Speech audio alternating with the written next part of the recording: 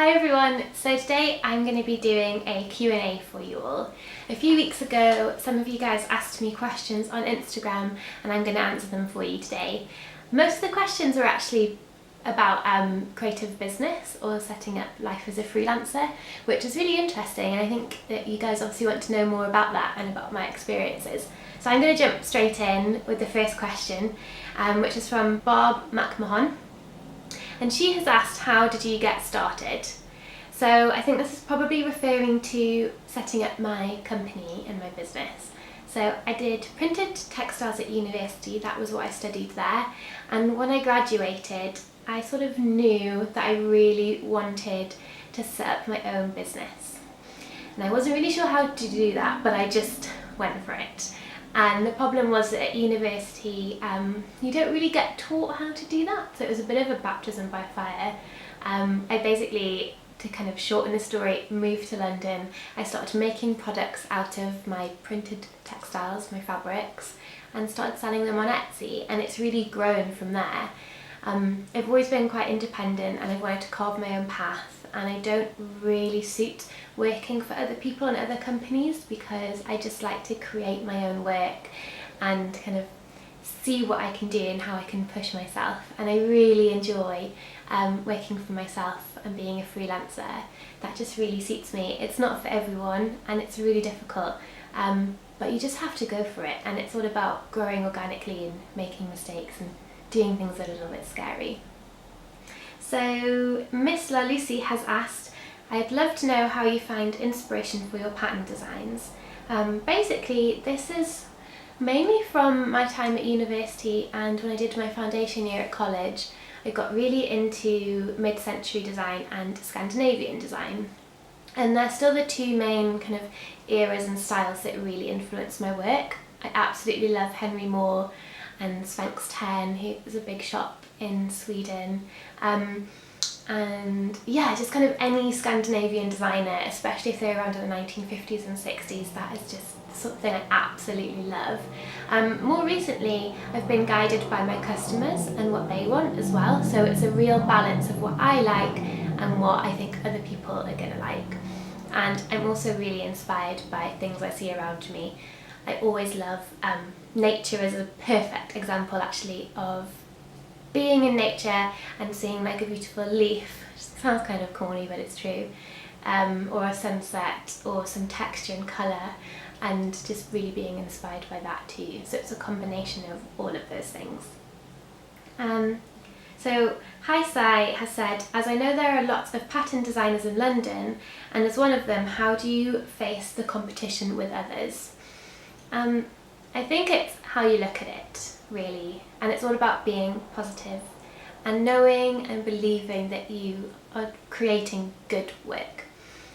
If you see other designers as competition, you're probably really set up for failure there.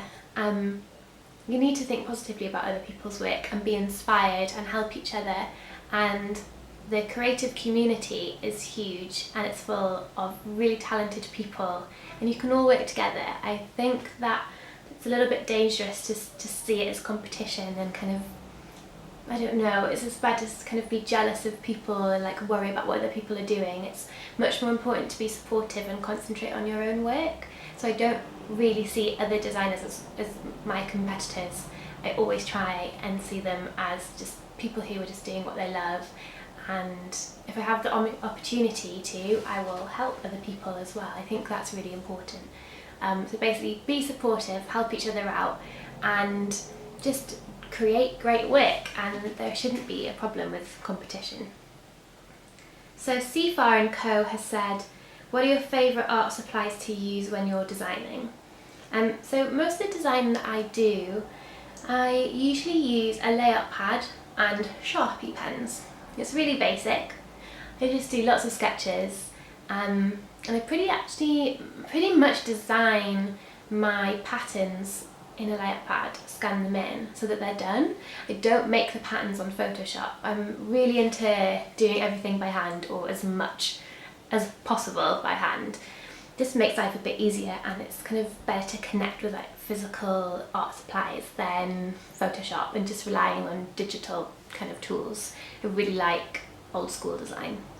So yeah, I'll get a layout pad, I'll get my Sharpies, and I'll just start sketching out designs, and then if I like the way the motifs are looking and my ideas, I'll draw out a square, and then I'll just fill that square with my pattern, which will just repeat. And it's really basic and easy.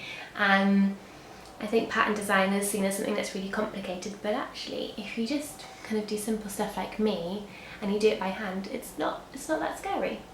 Design by Hill has asked, what software do you use and what are your most important equipment? Colour charts, drawing table, pens. So I kind of covered a little bit of that in the last question, but once I've drawn everything out on my kind of sketchbooks or layout pads, I'll scan that in and I'll neaten it up a little bit on Photoshop. So I'll kind of get rid of any like little mistakes or marks on the paper, and then I'll pop that image into Illustrator and make it into a vector file. So I use a mixture of Photoshop and Illustrator, but I try to keep that to a minimum to keep that really hand-drawn look, because I think that's kind of what I'm known for doing and it's my style, and I don't want it to look too neat. I like things to be a little bit imperfect. I don't really use colour charts unless I'm printing with a new printer, and I always get swatches and things ordered to make sure everything's okay. But I keep things to a minimum, really. It's all quite simple and basic for me. Okay, so Miss Pattern Lover has asked, where are your favourite places in London to visit? Could be areas, museums, places to eat, etc. I love this question because I absolutely love kind of telling people where's like great to eat and where's good for brunch and my favourite park and stuff. So basically I live in Stoke Newington, which is a really lovely area. It's really green and pretty. There are some really beautiful shops and restaurants here. So I tend to eat a lot on Church Street, which is the main street in Stoke Newington.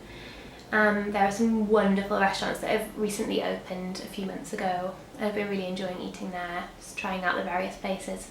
Favourite place for breakfast and brunch / lunch is Esther's, which is in Stoke Newington. My favourite place for dinner is Rebado, which is also in Stoke Newington. For town, my favourite places to eat are probably Brasserie Zardel and Quo Vadis. They both do really gorgeous, affordable food and really beautiful interiors as well. In terms of inspiration, if I'm feeling stuck, I always go to the V&A Museum, which might be a bit obvious, but it's maybe one of my favourite places in London. And I also go to the Jeffrey Museum quite a lot in Hoxton. I also love how London has a lot of green space. It's kind of quite surprising because it can feel like this huge city with loads of people and cars and smog, but actually there are loads of really beautiful parks. And the one nearest to me is Clissold Park in Stoke Newington. It's absolutely gorgeous there.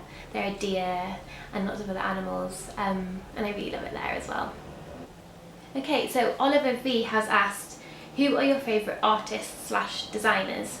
So my favourite, it's really tricky, I have quite a lot, but my favourite current designers are Skinny Laminx / Heather Moore.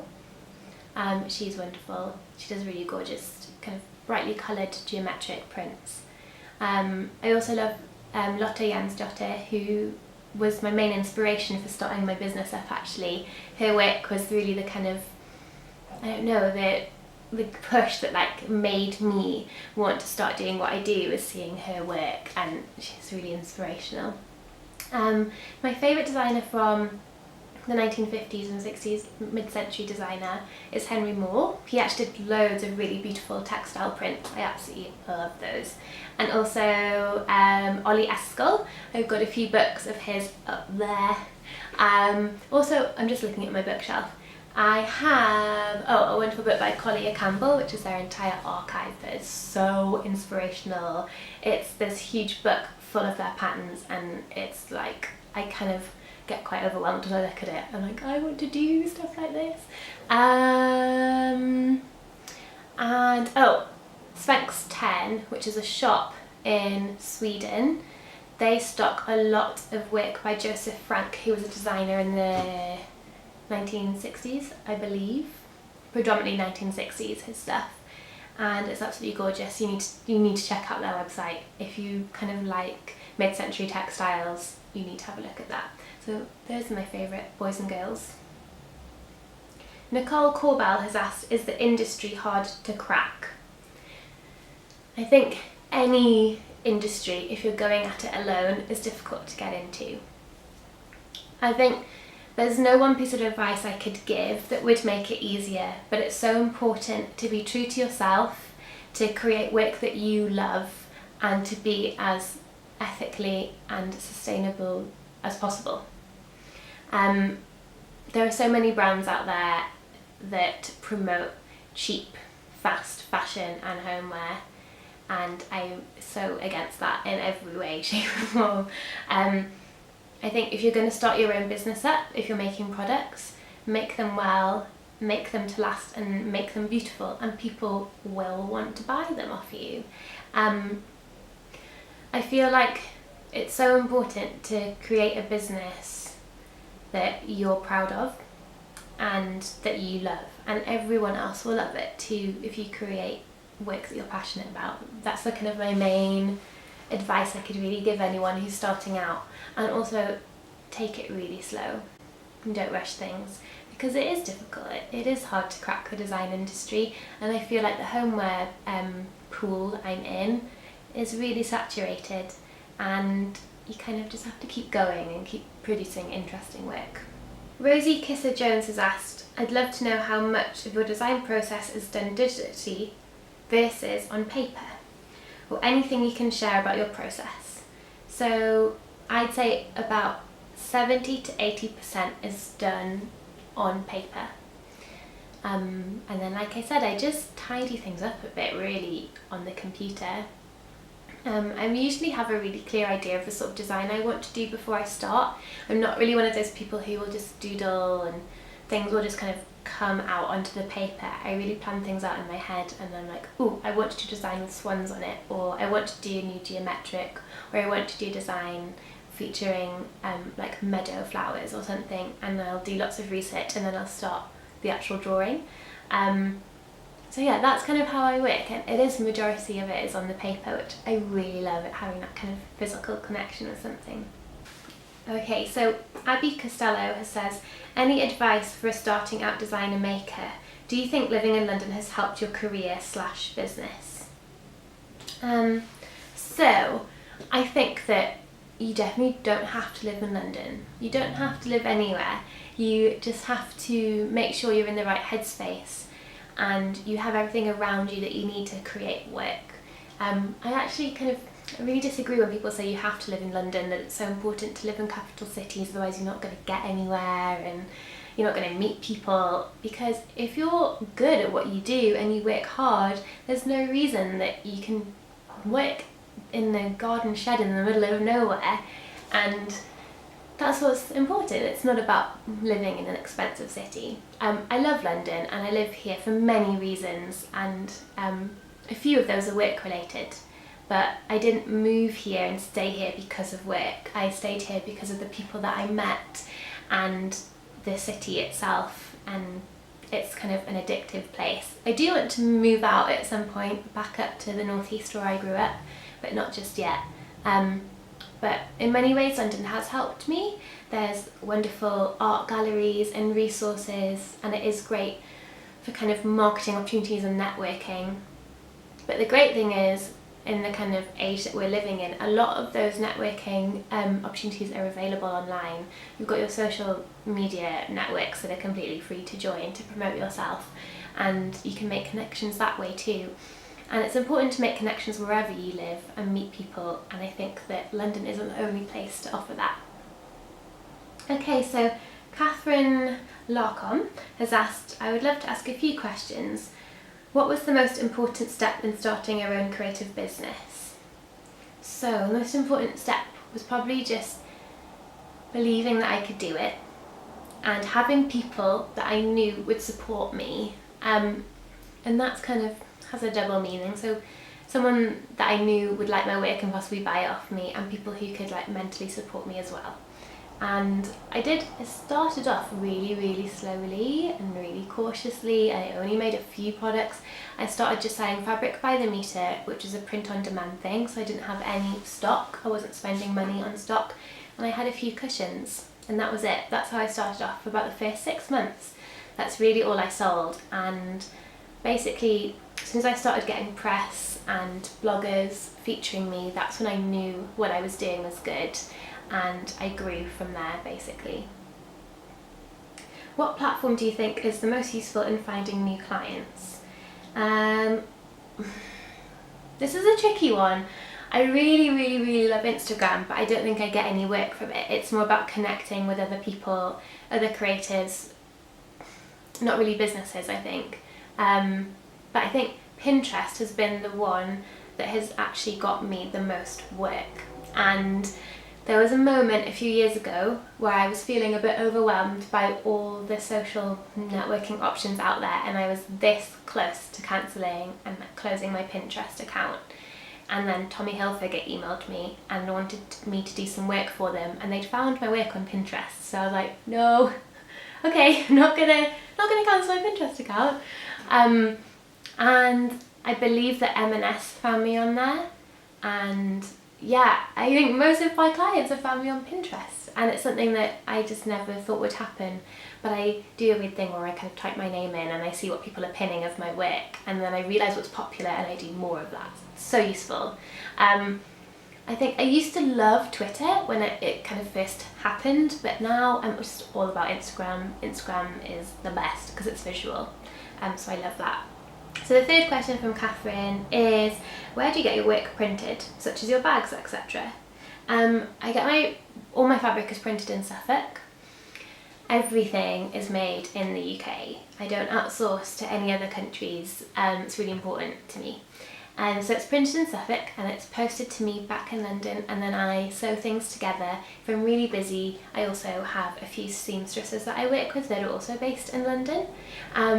So yeah, everything was made in England, and it's really easy to find suppliers now. It's becoming more of a thing. It's really great. There's a lot more manufacturing happening in the UK, which is amazing, and I'm really proud to be a part of that. But my fabrics are digitally printed, which is that's just because of my personal choice, and it's the most sustainable and an ethical way of printing fabric. I did a lot of research into it. There's not a lot of waste involved, and that's why I really like it. So yeah, Suffolk, basically. What process do you use to test and see what the final product would look like? I will mock things up on the computer. If I like the look of it, I'll print a very small amount of fabric, so say like a fat quarter or half a metre or something, and then I'll make the product up. And I'll probably post an image of it on social media and ask my friends what they think, and if it goes down well, I'll make it. Usually I know when things are going to be popular. So for example, my Andromeda fabric, which is my star sign design, like the zodiac, I knew that would be really popular, and it's my most popular product. I have a few more. My florals are really popular as well. But I want to do, I've only got two or three floral designs, and I really want to do some more because I've been really enjoying that. So you can kind of tell just from doing research, and again on Pinterest you can see what sort of things people are pinning, what sort of patterns people are pinning a lot, and it's all kind of trend based as well. But it's also important for me to make sure that I like the designs. I would never produce something that I didn't like. That was the last question, so I hope that's been useful for you. I really enjoyed doing that Q&A. I would like to do another one soon. So if you guys want to get involved in the next one, please comment down below. Find me on Twitter and Instagram, and this video will also be on my blog, so you can comment there as well. I'd love to hear from you, and I might actually also start doing just design advice videos, because the majority of those questions were about my design work, which kind of surprised me, and I would really like to do some of those. I think that would be really interesting. So thank you so much guys for watching, and have an amazing day. I'll speak to you soon. Bye!